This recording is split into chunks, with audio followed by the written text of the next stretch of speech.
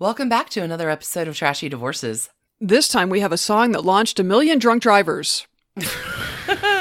We do really have quite an episode this week. Oh, great episode. This song I'm skeptical of. I don't think it's aged quite as well as we'd like. The divorce count is high this one. It's very high. One for my baby, one for the road. There are so many divorces. Stacie, you have the funniest guy in the world. Johnny Carson, who had 3 trashy divorces, 4 marriages. Like, I love him, but boy, was his life a mess.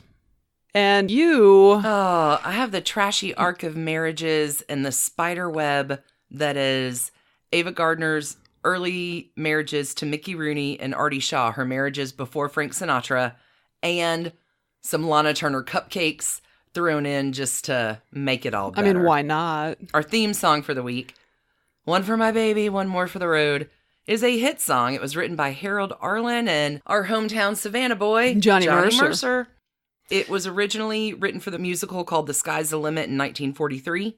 And please do not have one more for the road. No, call Uber. Yeah, call seriously, or Lyft, Uber, Lyft, whatever, taxi, whatever. All right, so this was first performed in the film by Fred Astaire and was further popularized by our boy Frank. Many, many times he covered this. Like, go find your own favorite version. I'm a fan of Frank's. It's going to be on our website. I did also add to our link references the versions couple others by Etta James and Ella Fitzgerald and Billie Holiday. Oh yeah, let us know which one you prefer. Oh God, they're all so good. Yeah. If you want to pour a drink and run through all of those versions and then Uber home, it's a great idea. Drink optional.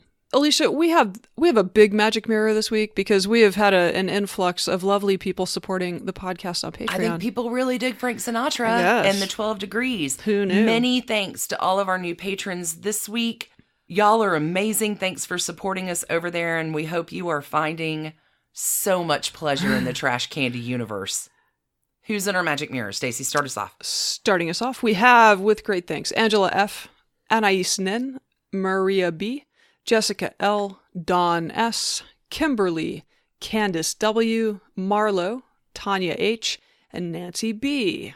Natalie H., Elena S., Christine N., Karen G., EHS, Larissa C., Melissa G., Helen C., and Lauren. Y'all are amazing. Totally. And we have Henry, Aaron W., Jenna D., Rebecca, Haley S., Kristen W., Ariana L., Catherine R., Liz M., Sophie B., Magical, all of you, Jennifer H., Brandy H., Maddie A., Christy P., Carrie S., Patty B., Brooke BL, Catherine B., Danielle D., Vanessa S. Wowza! Thank you. To all of our new and returning trash pandas over there, you are literally the best community in the world, and we could not be more grateful. True story. A few other shout-out thank yous to the kids who are all right. We've got some really special Utes in the world who are rooting for us, and we're rooting for them. We want to give a big shout-out to... We do. Alex, Catherine, Jacob, Simon, we love you. Y'all rock.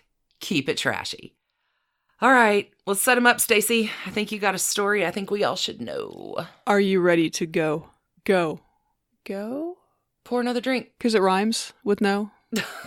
Which is what we should have said after the last drink on Thursday. All right, let's do this. All right.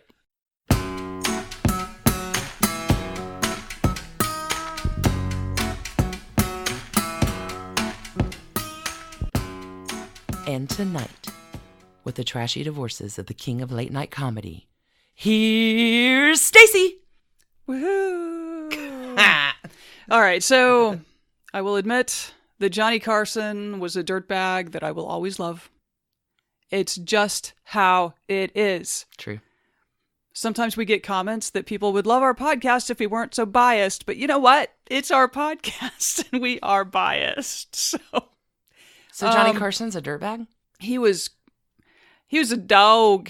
I know he kind of was mid-range in the level of trash. He was a Lothario. He cheated up a storm. There's a sex tape floating around from like the 60s or 70s. Yeah. Spill it. Sure. So, as noted, Johnny Carson was the undisputed king of late night for 3 decades. He took the helm of The Tonight Show in 1962, and he held that chair until 1992. Wow. And when I was a kid, I loved nothing more than staying up until after the local news ended at 10:30 Central Time Zone. And The Tonight Show came on with Ed McMahon's voice welcoming the audience with his famous, "Here's Johnny" catchphrase, followed by Carson's monologue that just popped with zingers. It was so cool as a kid. Johnny Carson was a very funny man. He was a very, very funny man. And so, yeah, 80s, early 90s, it was so much fun. Okay.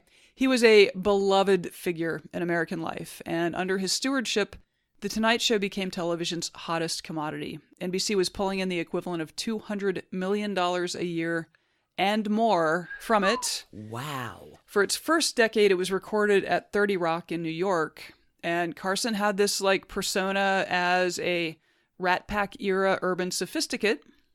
I will have to take reporters' words for this because episodes from that first decade were not preserved. It was standard practice for networks back then to use and reuse their masters. They would just tape over the same tape.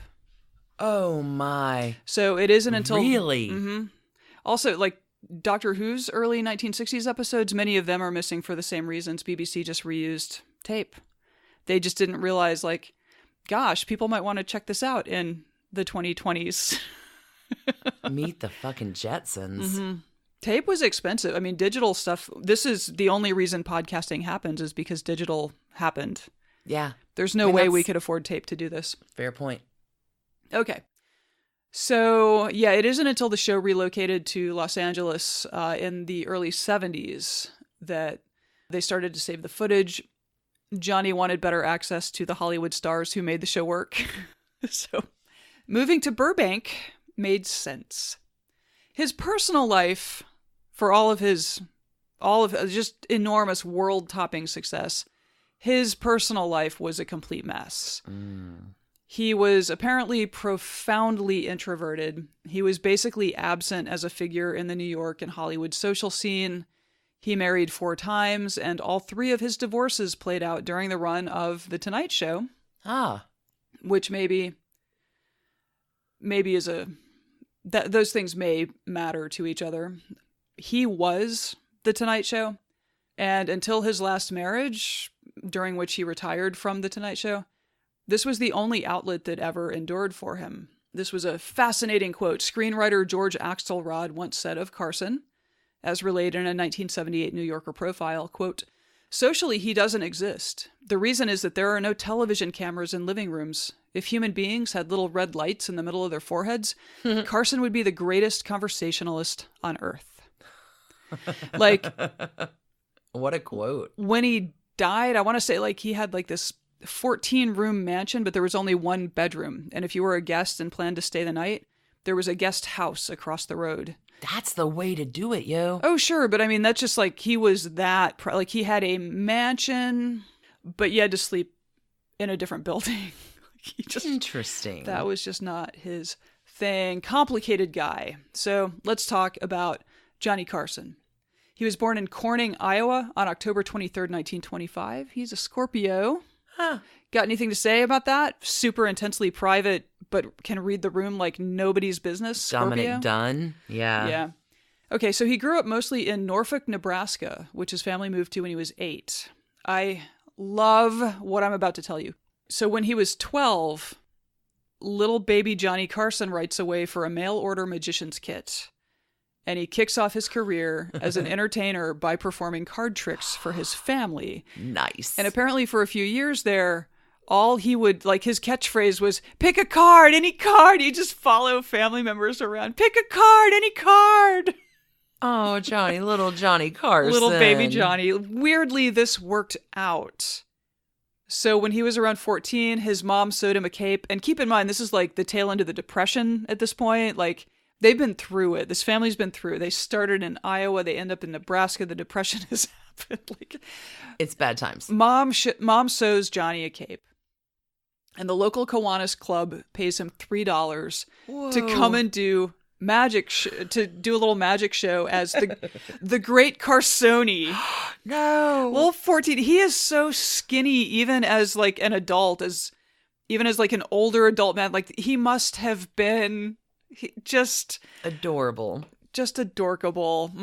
So the great Carsoni, I feel, must have contributed to his later Karnak the Magnificent persona on The Tonight Show. Oh, for sure. Yeah. So I'm not kidding here, though. Hey, follow your bliss. Yeah, the great Carsoni was an entertainment force to be reckoned with in Nebraska in the 30s and early 40s.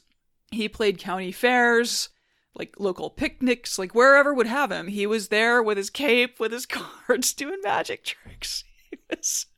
He was Barney Stinson, but dorkier. Adorkable. Oh, boy. Okay. So there's also a story that he graduated from high school and hitchhiked to Hollywood, and there was arrested for impersonating a midshipman, which is, like, I don't know if the story is true because World War II was raging, and he did enlist in the Navy and did become a midshipman. 1943, after training, he's assigned to the USS Pennsylvania, where he is tasked with decoding encrypted messages in the Pacific Theater. And yeah, he never saw combat. Like they were steaming their way toward combat in the Pacific when, you know, we dropped a couple of atomic bombs on Japan. Turn those boats around. Yeah. But he did have the opportunity to do a magic trick for the Secretary of the Navy during his time on this boat. And this, I think, was a big confidence builder because the Secretary of Navy was like no one's fool and had just been through years of like leading a war. Anyway, just weird stuff, right? The great Carsoni popping up. Pick a card. Yeah, right? Yeah, exactly. Mr. Secretary, pick a card, any card. Oh my God. All right. So the war ends. He returns to civilian life, heads back to Nebraska to go to college in Lincoln. And fun fact, I did a spoken word show in Lincoln, Nebraska, like 10 or 15 years ago, and it was awful. Oh, Total bomb. It's a big military town. We did not merge. A dreadlocked well. performance poet was not a success in a military town. Unexpected. So Johnny starts as a journalism major with a plan to be a comedy writer. Like this guy knew what he wanted to do from go, right? So midway through, he changes his major to drama because he decides like, oh, the radio is where I can really make my mark. Okay. He writes a thesis. Oh my God. His thesis was called How to Write Comedian Jokes. It was not. It was. More interestingly, his thesis was audio. And he took radio jokes, radio skits. And new technology, man. And he dissected them. Like he explained the comedic theory behind like why this worked or didn't work. And he graduated a year early. Yeah. That's cool as hell. So yeah, he was an early podcaster, it turns out. Okay. So yeah, graduates in 3 years, kicks around the Omaha radio scene for a couple years. And I love this. One of his bits there was he was probably in a studio, but I'm air quoting, he would go out to the courthouse and interview pigeons on the rooftop about all the corruption downstairs.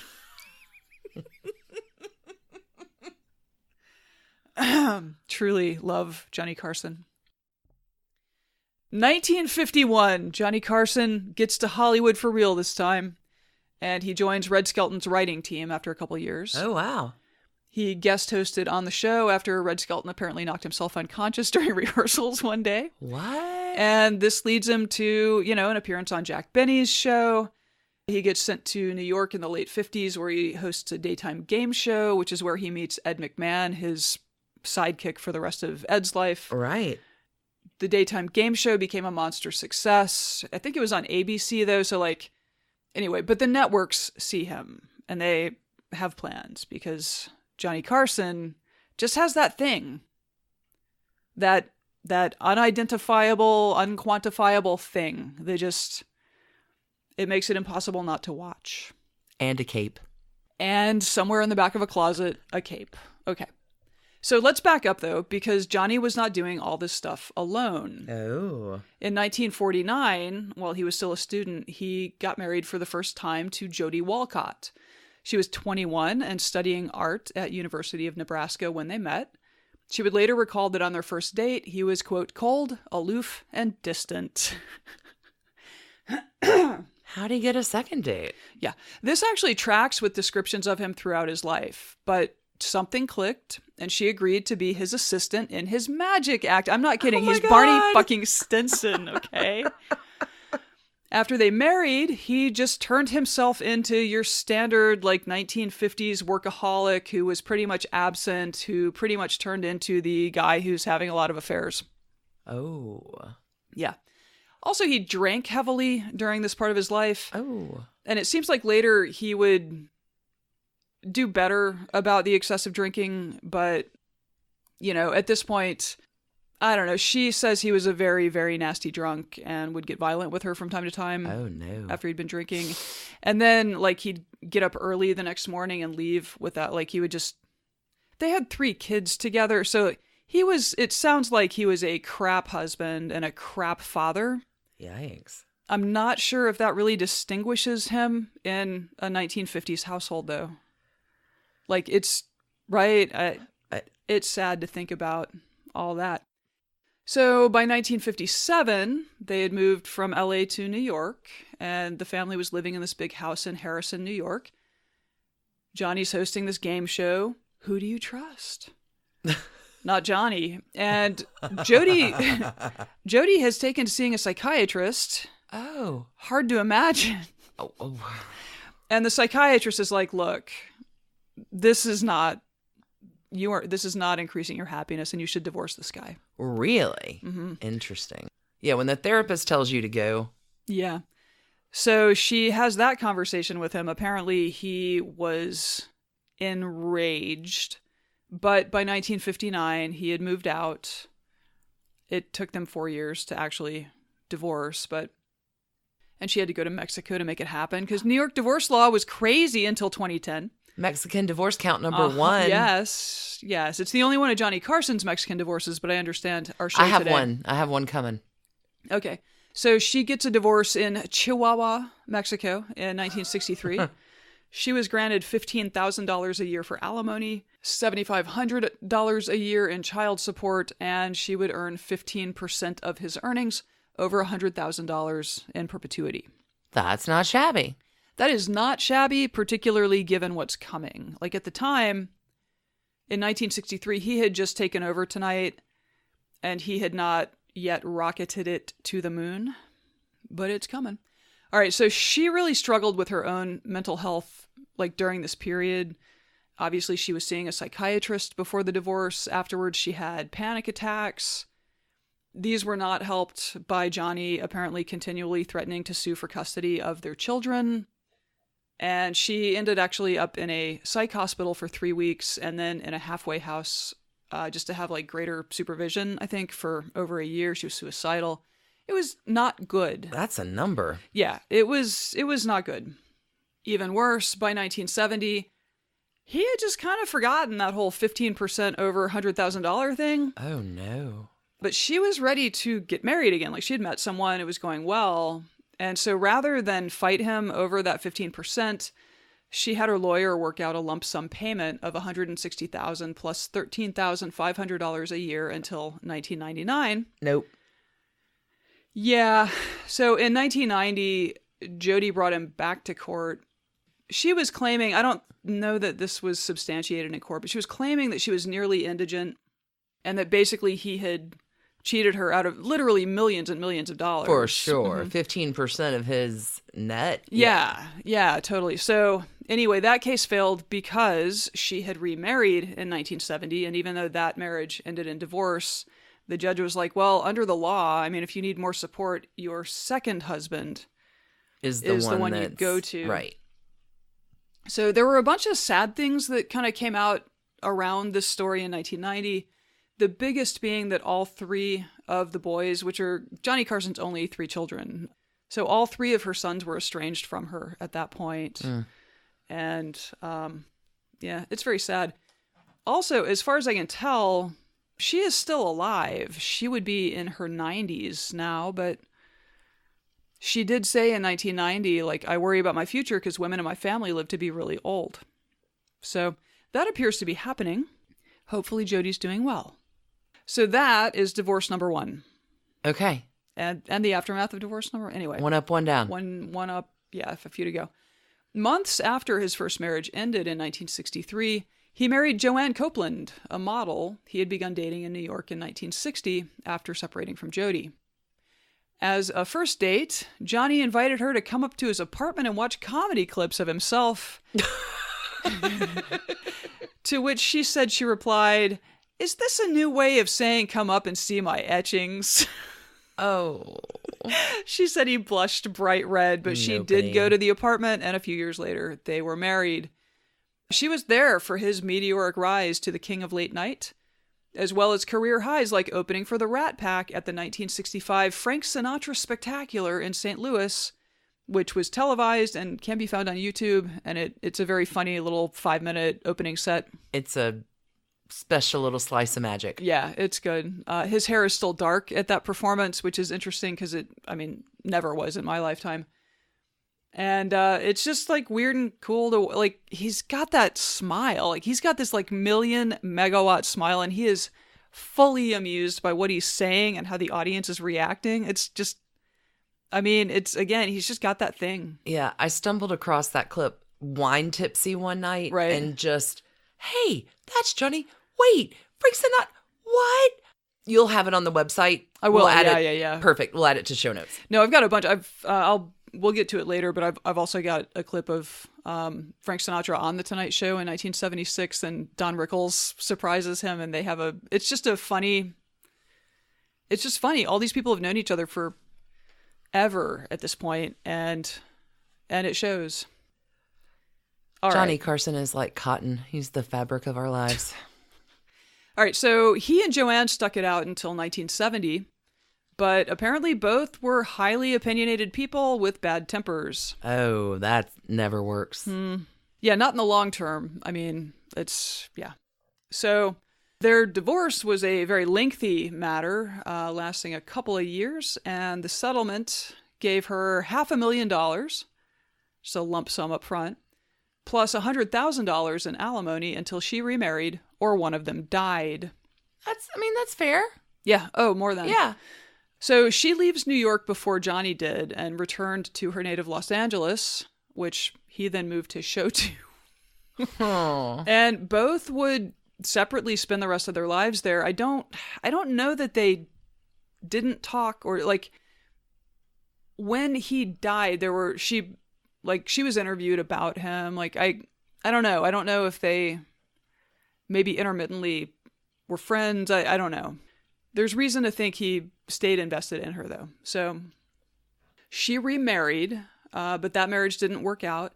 And Wikipedia says that she continued receiving alimony from Johnny until his death in 2005, which again, she remarried, which would cancel that.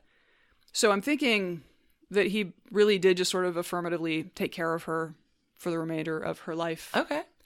Interestingly, so after she divorced him, she became very close to the writer Truman Capote, who you have devoted quite a bit of time to in your Fun with Dunn series over on the Patreon. We've talked about him, and he's going to come back up again, believe it or not. So, well, fun fact about old Truman.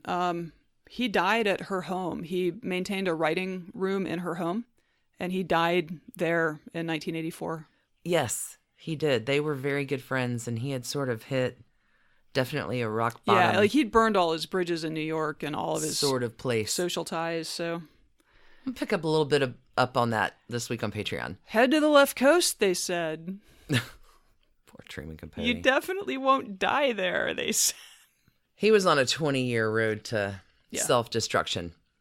But interesting guy that will be coming back around again on the guitar in the trashy Patreon universe. All right, so that is 2 down, 1 divorce and 1 marriage that lasts until he dies to go. Once again, Johnny wasted no time in moving on. When a 10th anniversary party was held for The Tonight Show in September 1972, he stepped up to the microphone to inform partygoers that he had married 32-year-old model Joanna Holland that afternoon, causing quite a stir. Whoa! This was Joanna's second marriage, and after her first divorce in 1966, she got into modeling because she had a son to support. After the marriage, Johnny's lawyers drew up a prenup, which she was happy enough to sign. Totally makes sense. But Johnny afterwards pulled the lawyer aside and said, "You need to destroy that. I'm in love." Oh, Johnny. Well, I mean, I think they were. I mean, which is terribly wonderful. I think he was every time he got married. I do think that. He just was unable to be faithful. And he was in the middle of Hollywood, so... Put it in your pants, man. Okay. After just over a decade together and reportedly a ton of Johnny's philandering, she filed for divorce in 1983. After another 2 years He's definitely got a decade lock on that shiz, doesn't he? Yeah, after another 2 years of negotiations, that's also kind of the time frame of his divorces, Joanna got a bunch of property and a cool $20 million in cash. Oh, that's a high cry from the last divorce. Mm-hmm. I believe that Joanna is also still alive. Huh. So, all right. In 1987, he married for the last time. Alexis Mass was 27 years younger than he was, but this one actually seemed to work. Oh, good. They were married for the rest of his life.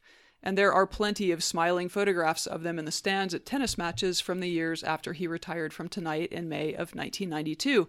And you had I have a fun thing. Yeah, Bette Midler. About him and his retirement. Our theme song this week, One for My Baby and One More for the Road, was used in his penultimate episode of The Tonight Show, which aired on May 21st, 1992. Bette Midler comes on, sings One More for My Baby with some revised lyrics. Aww. With, Johnny, you're getting ready to close, and it's very emotional. Everyone cries. It wins Bette Midler the Emmy for Outstanding Individual Performance in a Variety or Musical Program that year. Just a little tidbit that connects the... Yeah, I didn't realize. It's spider webs in fedoras. Yeah, so the first 5 years or whatever of his fourth marriage, he was on Tonight, and then for the remaining 13 years, fun. Yeah, he was retired, super rich. Pick a card. Yeah. Pick a card. And yeah, I mean, it really does. I mean, his health declined at the end, but it seems like they had a really happy marriage. So he died from complications from emphysema in 2005. So I know that it was just last week that I was railing about the great man myth and how it, taints everything. And this story is sort of a case in point. There are endless, easily available news stories out there about Johnny Carson from throughout his career, while his 4 wives are considerably more obscure. So my apologies to all of them for not having a more thorough look at their lives. I just literally couldn't find a ton of info about them. One thing that really jumped out at me in this story is how it shows the shifting nature of divorce law during the later part of the 20th century. Divorce was rare and usually left the wife in financial shambles prior to the post-war period, but as women sought and earned a greater economic role, views on the dissolution of the marital estate shifted as well. So the 1963 divorce happened in Mexico because New York divorce law is super tough. Chihuahua. Yeah, like she gets $15,000 a year, although... Worth noting, the median U.S. household income in 1960 was about $5,600, so well above. She would have been quite comfortable. Yeah. And if he had followed through on the percentage of his future earnings, and she had not negotiated that away in 1970, sweet Lord. I mean, yeah. However, like a decade later, his second wife, Joanne, gets $500,000 up front. Substantial difference. And $100,000 a year. So by this time, the median household income in the U.S. for 1970 had almost doubled to just under $10,000 a year. And she's got, wow. Mm-hmm. Comfy. Very comfortable. Comfy is the word. A decade or so further, Joanna walks away with $20 million in homes in Los Angeles and New York City. So just the conception of what a wife was entitled to when leaving a successful man. It really is a saga of trashy divorces, isn't it? It changes. So obituaries for Johnny Carson poured forth in 2005, as you would expect. I mean, again, living legend, icon, all of it. The New York Times, describing his often pointed jokes, wrote, quote, "All these oddments were sliced and diced so neatly, so politely, so unmaliciously, with so much alacrity that even the stuffiest conservative Republicans found themselves almost smiling at Mr. Carson's Nixon Agnew jokes and uptight doctrinaire liberal Democrats savored his pokes at Lyndon B. Johnson and the Kennedys. Members of the public couldn't say whether they were on Johnny Carson's side or he was on theirs. All they knew was they liked him and felt they knew him, a claim most of those who were close to him in his life, including his wives, family, and Tonight staff members, would not make with much confidence. Wow. Yeah. Yeah. Yeah. He was almost a recluse who every star and prominent person knew, and who almost every American considered a cherished friend. He elevated careers. We discussed Roseanne's long road to sudden stardom from her Tonight Show appearance last season. And for the decades that bridged the 3 network era of television into the cable television era, he read America its bedtime story 4 nights a week. I will always love Johnny Carson, in spite of his train wreck of a personal life and his constant cheating. So I'm going to give him 3 increasingly generous trash cans wrapped in a homemade cape his mother sewed back at the tail end of the Great Depression. And that is my score for Johnny Carson. Perfect. I don't know. I mean... No, there really is a reconciliation point that I think is done inside all of us. It's how do you counter the accomplishments or the contributions of one person against whatever kind of personal trash baggery they may have in their own personal little trash can soul over a lifetime. Mm-hmm. We hope we're judged by our best day. That is not what this podcast is about. This podcast is about the worst days. Stacie, that was a hell of a story. I didn't know any of that. I knew very little. Amazing. Thank you. Little cape. Little mom sewing little cape for little scrawny little boy. Pretty much the best thing I've heard. Yeah. In a long time on Trashy Divorces. I was, I kind of teared up a little bit when I read that and thought about it. It was great. It's okay. Magic cape of many colors. Okay. So, but now we should probably take a break. Quick break. Coming back on the flip. Putting another nickel in the machine with the Trashy Divorces arc of Ava Gardner. I may visit the mimosa bar. Hey y'all, I'm Courtney. And I'm Sarah. And this is Bodice Tipplers, the podcast where we read all the books we used to steal off our grandmother's nightstands. And then we drink about it. Join us each episode as we examine the good, the bad, and the throbbing of vintage romance novels. Each episode, we ask what fine wine pairs well with this dumpster fire. Okay, I will not lie to our listeners. I did have a mimosa.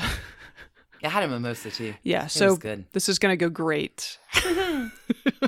You've got big Hollywood names here, although I don't know much about them, so I'm looking forward to a highly educational experience. I have got a firecracker of a story for you today. Ba-boom. And a life well lived. Ava Gardner, 3 marriages, 3 up, 3 down.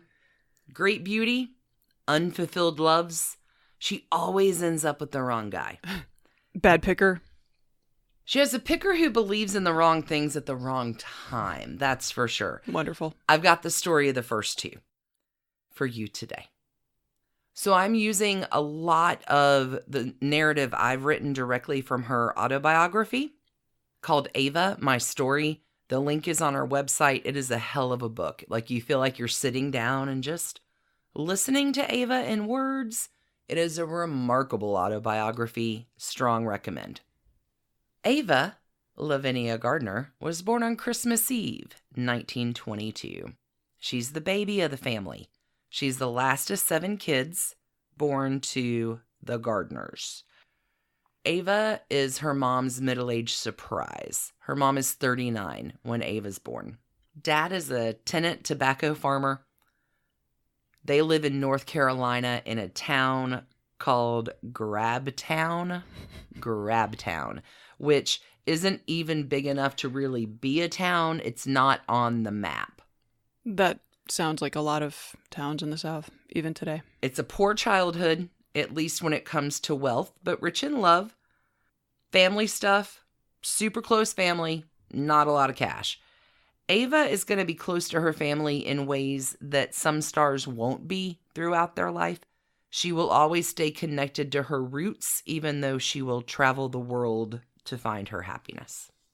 So Ava's born on Christmas Eve, and she has some thoughts about this. The first is that makes her a Capricorn.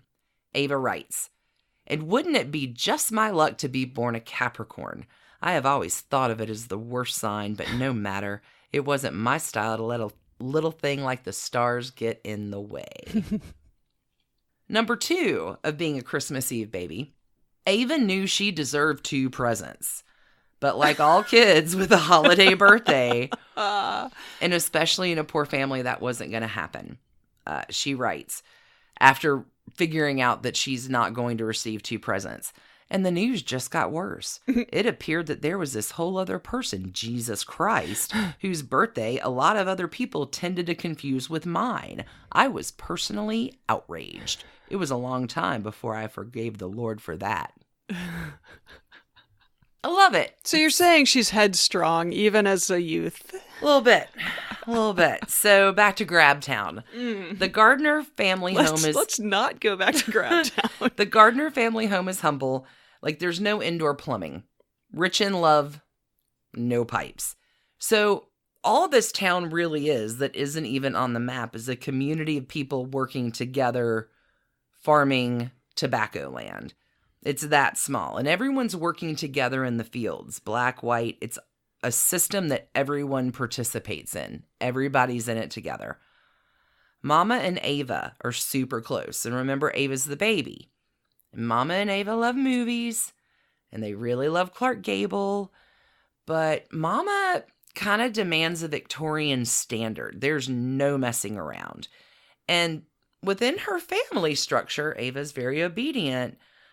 No messing around. But when she's not in Mama's reach, woo! She will take any dare. She cusses, she drinks, she causes trouble, climbs the water tower. Mom does catch her kissing a boy on the porch one night, and all hell breaks loose. Mm-hmm. There is no premarital messing around. Also, Ava Gardner is pretty much barefoot all the time, and I get this because they're just foot prisons. Shoes are bonds, and I don't like them. Foot tunics. I support the barefoot Contessa in all of this. You need chainmail foot tunics. You are so accident prone. I hate shoes. Okay. A fire burns down the family farm. Oh, no. The family moves to Virginia. Dad's health has taken a turn, and he's going to die at the age of 59 in 1938. Ava's like 15, and in the grief of this, the family's moving again. And by 18, Ava's like, yep, I can be a secretary, and then a wife and a mother, and it's a good life, and it's perfectly fine. Ava, if she had an inside wish, is to be singing with a band. She is in love with bands from an early age. She loves the big bands and the orchestra, and she's into that whole scene. And this is going to get her into a little bit of heat in her life. But she really is a terrific singer. She says if you're half Irish and half Scottish and you can't sing, there must be something wrong with you. The life she's planned as a secretary is more than likely a little bit more humble than what she is going to get. So let's see what happens. Yeah. How does one go from the dream of secretary school to Hollywood stardom? An 18-year-old Ava makes it up to the big city in 1940. It's very exciting. Which big city? New York. That big city. All right. And her sister, Bappy, she has an older sister. It's the oldest of the siblings. She's, 20 years older than Ava. She's significantly older, but kind of second mom. Bappy is married to a photographer. And it's 1940. Gone with the Wind is all the rage. And he takes photos of Ava in this, big hat getup, looking all kinds of scarlet. Sure. Holy cats. Yeah. If the camera doesn't love her. So he takes these pics, he puts them up in the shop window, and one day a scout for MGM is wandering by. MGM, who has more stars than in all the heavens. And the MGM scout's like, we got to test this kid. So, brouhaha in the family. The next break, Mom and Ava head on up for the test, and they go see the guy who is like the pre-screen for Ava, who cannot understand anything Ava is saying because her accent North is Carolina. that thick. Mm-hmm. And he's like, tut, no matter. We'll just do a visual test. There'll be no talking. And Mom and Ava show up the next day. Good thing silent films were all the rage. No, I know. It's not, but I know. We'll just see how she does on camera. Sure. Diction lessons will do. Like, we can fix this. So Mom and Ava show up the next day, and Ava walks and places these flowers on the table and says a few words, but sweet Lord, if there is not an angle the camera does not love this girl from. Like, there is photogenic and there is photogenic in Ava Gardner. Like, whoa. No, with Johnny Carson, it's just that unquantifiable thing that some people have. Well, by the end of this nonsense, she doesn't think she does that great, but she signed for $50 a month to MGM for like 7 years, or $50 a week, and this is all fine and good in New York City. Like, they have her on a leash. She can't sign with anyone else. It's fine when she's in New York, but the opportunity is that her test gets sent to Hollywood, and the Hollywood guy sees it, and he's like, you need to get that kid out here right now. And Mama is a hard no. Mama is nopity. This is not going to happen. Like, you're not taking my baby to California. And Bappy's like, Mom, maybe you're being a little too hasty about this.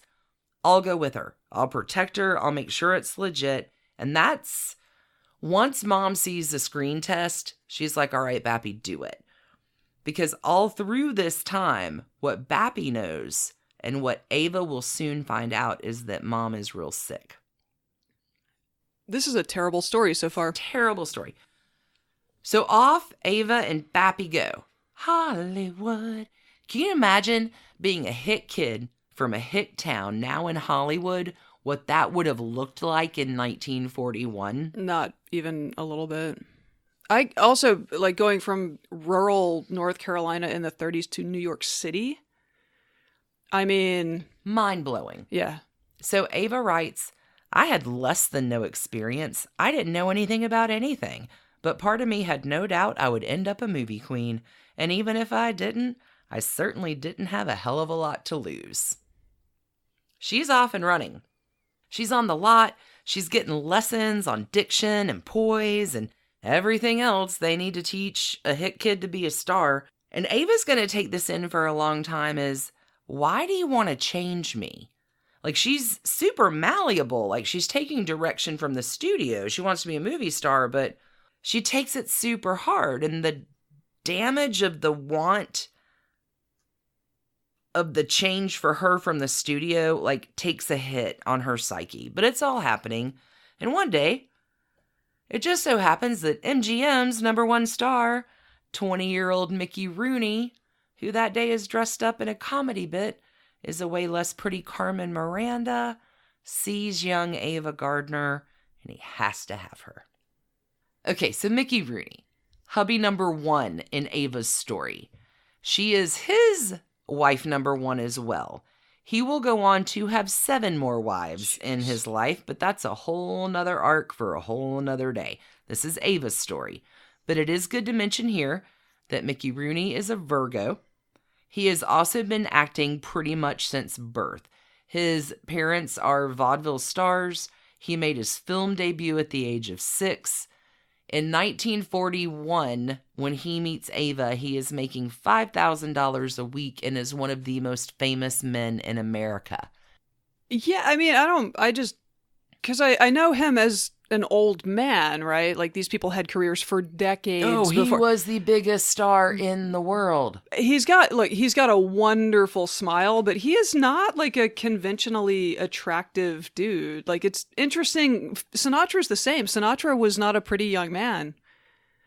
It's really, like, it's been strange kind of going back through these old pictures being like, how did these people become like the pinnacles? Okay. So it just takes one look. And Mickey's hooked on Ava. Ava, can I get your number? No. Please, no. He breaks her down. He gets her number. He calls her. Can I take you to dinner? No. This goes on for a while.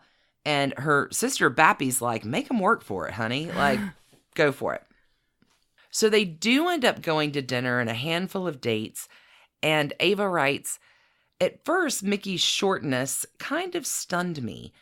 Like, he seriously is a ton of inches shorter than her. But she continues, he was charming, romantic, and great fun. And I began to miss him when he wasn't around. I was raised in a southern temperature, and Mickey had so much speed, it was dazzling. Okay. So speaking of speed, after the fallout of Mama catching Ava on the porch kissing. Oh, sure. Mickey is soon going to find out that Ava is not fast to fall in the sack. It just isn't going to happen. Right. Completely inexperienced and from a good Southern family. So after like 5 dates, Mickey is beside himself. And he's like, let's get married. He asks her on the daily, sometimes multiple times a day, to marry him. He's head over heels in love with her, and she is a hard no on premarital sex. And Mickey never hears the no. He just keeps asking to marry her. And he's persistent and young. And sweet 18-year-old Ava is in the dazzling energy of Mickey. And she finally gives in. She says, I'll do it when I turn 19. Wow. She meets his mom, who, upon meeting Ava, pretty much says, so he hasn't been able to get into your pants yet. Yikes. Ava's mortified. Like, I cannot believe this, but she does have a word about mother-in-laws.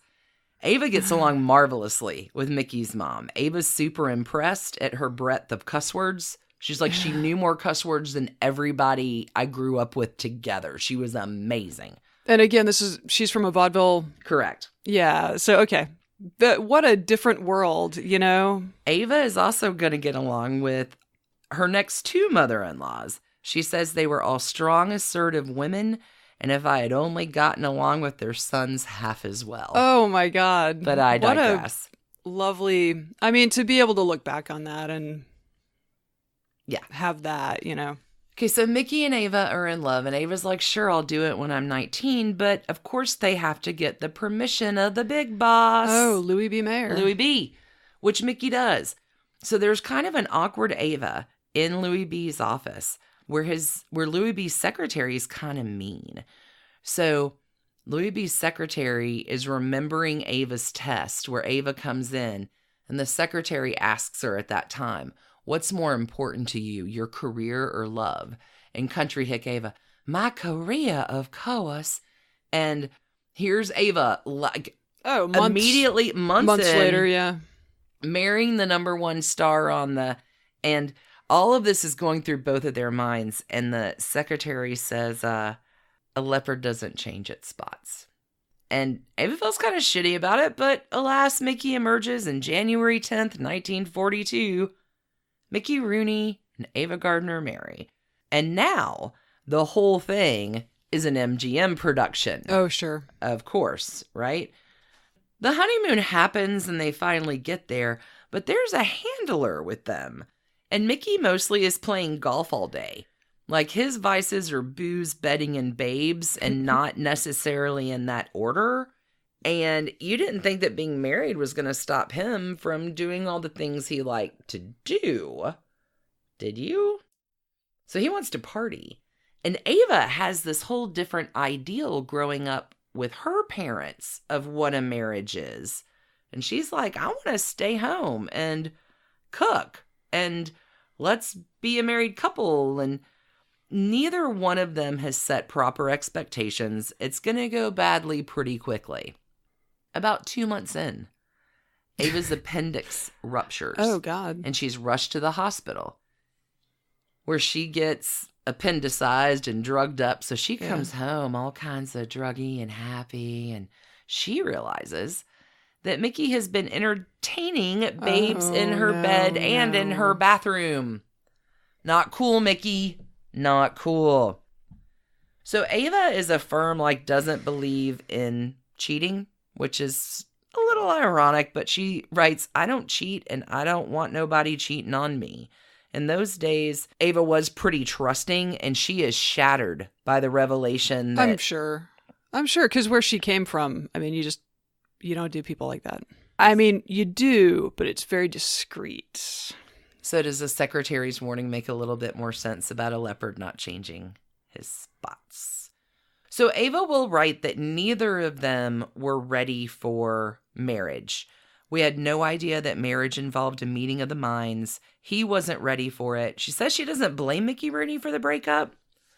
Quote, he was just made the way he was, and I didn't find out until it was too late that I wasn't the right girl for him.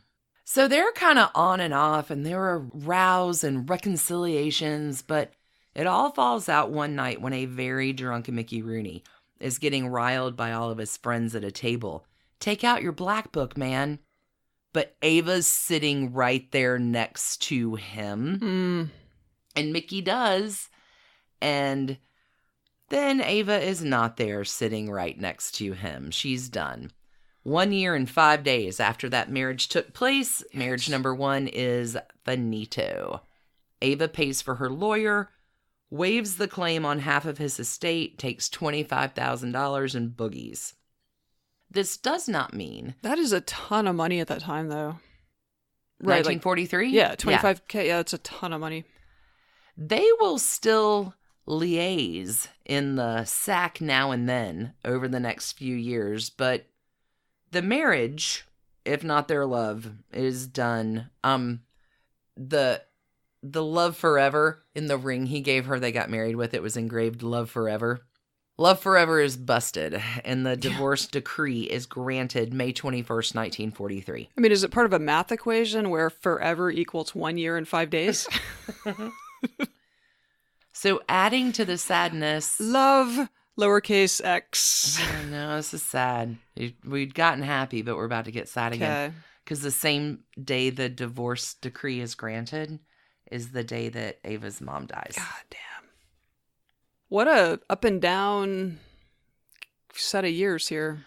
Ava writes, we'd expected it. We knew it was going to happen, but that didn't make it any easier. No. You can get over pain, loneliness, disappointment, and love, but you can never get over grief. That lasts forever.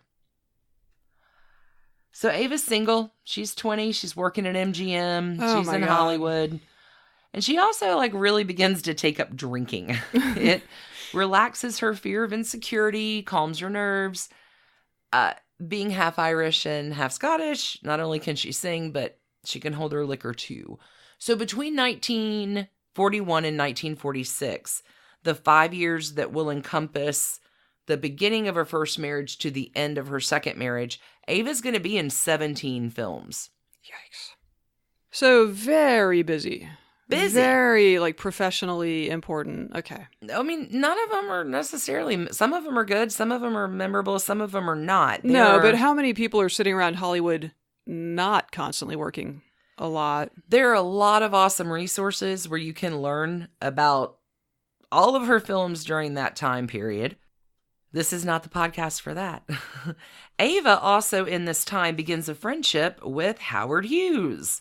A relationship that will last 20 years that really is something.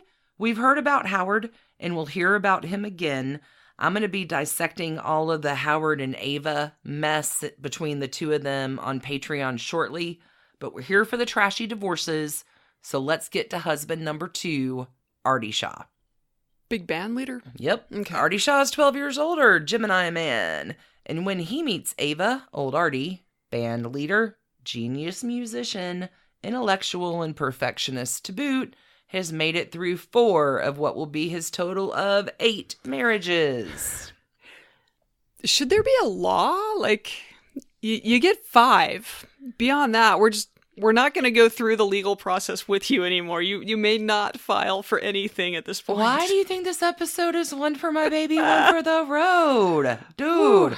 Okay, so it's worth a mention here and a little segue into the beauty and grace that is all of Lana Turner.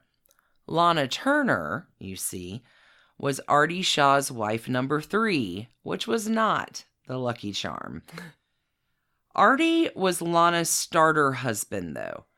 Artie was Lana's first husband. Number 1 for her of what will be a total of 8 marriages. These were early days for Lana. Their marriage begins February 13th, 1940. Okay, but Mickey Rooney also had 8. Yep. So we've got 24 marriages between these three people. We're not done, babe. Just Oh, no, I know. I'm I'm and Johnny marveling.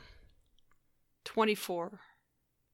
Pour another divorce in the Yeah, seriously.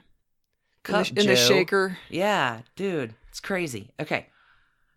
They elope February 13th, 1940. And MGM is pissed because they didn't get permission. Yeah, you got to ask the king.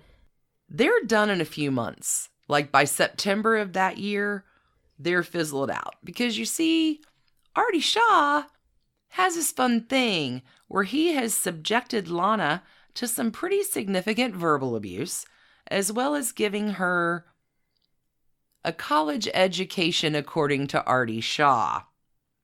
It's kind of the same thing F. Scott Fitzgerald did with Sheila Graham. Okay. Like, I'm going to teach you. All right. How to live.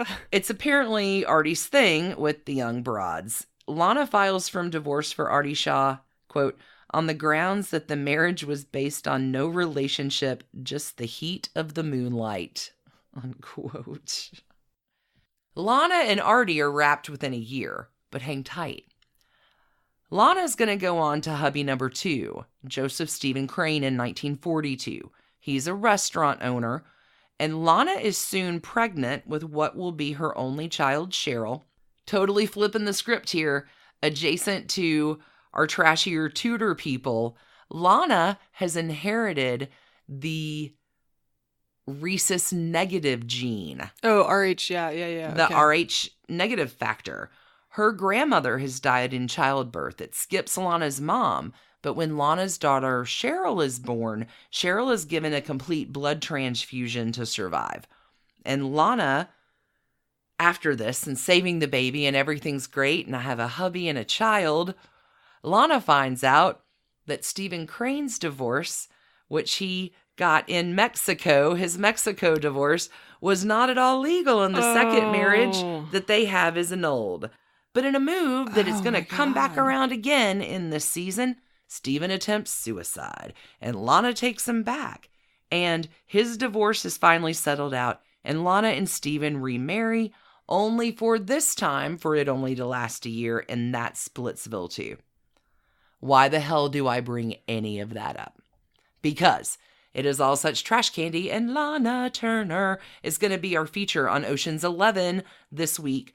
All the dish about her first marriage to Artie Shaw, with all the trash candy second helping centering on the child of that marriage, Cheryl Crane, and Cheryl's, quote, shooting and murder of Lana Turner's lover, Johnny Stompanato, in 1958. I have heard true crime podcasts about this. Oh, friends, this is Everything Good is happening on Ocean's 11 this week. Lana Turner is sheer magic with so much glittery trash candy. Tune into that one. You don't want to miss it, but it's worth dropping the Lana and Artie connection in there, and we are covering her magic this week on Patreon. Okay, back to the story. Ava and Artie. Remember Ava and her big band thing? She likes the band and the orchestra. Oh, right. She dreamed of singing in a band. Exactly. Yeah, back in Humble, North Carolina. So Artie is back from the war. They get introduced one night and proceed to literally have a date every night. Every single night. They are hooked. And one night at Lucy's, a small Italian joint across from RKO Studios, Artie says to her, Ava, I think that physically, emotionally, and mentally you are the most perfect woman I've ever met. I would marry you tonight, except for the fact I've married too many wives already.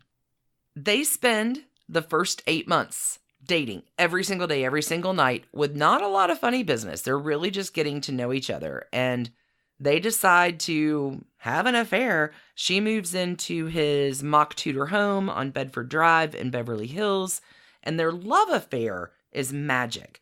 She's with him, and he's hanging with the band, and everything's great. And sometimes maybe that's just where you should keep it. But these two don't. They do get married October 17th, 1945. This is wife number 5 for him hubby number 2 for her. Here's the thing you need to know, is Artie's kind of a dick. He, much like Lana, wants to improve Ava. So he's pulling this like Henry Higgins thing in My Fair Lady. He wants to make Ava his Galatea. And sure, he's introducing her to a new world of art and literature and politics and psychology. But like, he is making her work for it. Read this, learn this, study this, look at this. Yeah. Okay, so up until that point, Ava says, I'd read Gone with the Wind. So now Artie Shaw comes in, making this whole education for her. And one day he gets angry. He throws a book across the room one night because he sees what she's reading. He catches her reading this little book called Forever Amber, written by a lady named Kathleen Windsor. Her story is amazing, and a follow-up in Trashy Tidbits. But I need you to know that Forever Amber was super trashy in its day. The 972-page novel provides a romp through Restoration England and is so salacious it is banned for its sexual references. It's porn in like 14 states. It's condemned by the Hays Office. But that doesn't stop Hollywood from buying the movie rights for the film that will be released in 1947. It is one of the best-selling novels of the 1940s, selling over 3 million copies. It sells 100,000 copies in its first week. Never heard of it. Forever Amber. Oh, it's trash. So Forever Amber is not on Artie's approved list for Ava's reading, but old Sigmund Freud is, so that's cool. And the first book Artie will give her is Psycho. And okay, so Artie then wants to take Ava to a psychoanalyst. And Ava goes, which is fine. But while she's there, she insists on getting an IQ test. And Artie's like, we don't need to do that. And Ava's like, no, I'd really like to do that. And it turns out she's bright as hell. She's just a hick kid from a hick town. And this little piece of knowledge spurns her to enroll in some classes at UCLA. Artie wants her to be able to play chess. So he brings in a Russian chess master to teach Ava. And Artie and Ava play chess a lot until she beats him once. And then they do not play chess again. Yeah, okay. Okay. So 1946 is rolling along fine. But Ava ends up getting a little suspicious when Artie sells the mock Tudor Victorian in Beverly Hills. Oh, and why would he do that? Well, he ends up buying this crap place in the valley. Even better. What would prompt such behavior? Yeah, the Marital Division of Assets and Property in the state of California. Artie's prepping to Artie's prepping to GTFO. Advanced divorce planning, I believe this is called today. And Ava's like, you have got to be kidding me. You have moved me into a fucking rat trap in the valley. She's out. She moves out. Yeah, she's Ava Gardner. She does not need to be, she's not Charles Dickens as a boy fighting off rats while he applies stickers to boot plaque. Tries to eat porridge. So one day, like a little while later, Artie calls her. And Ava's like, Artie's like, hey, can you come down to my office? And Ava's like, oh, thank God, he's finally come to his senses. So she dresses up all pretty. No, Ava, you're visiting him at work. She gets there. He does not pull out the chair. He does instead pull out the question of, hey, do you mind if I go to Mexico and get a quickie divorce? Wow. And Ava's like... Has he never heard of Alabama? Ava is so stunned that she's just like, yeah, that's fine.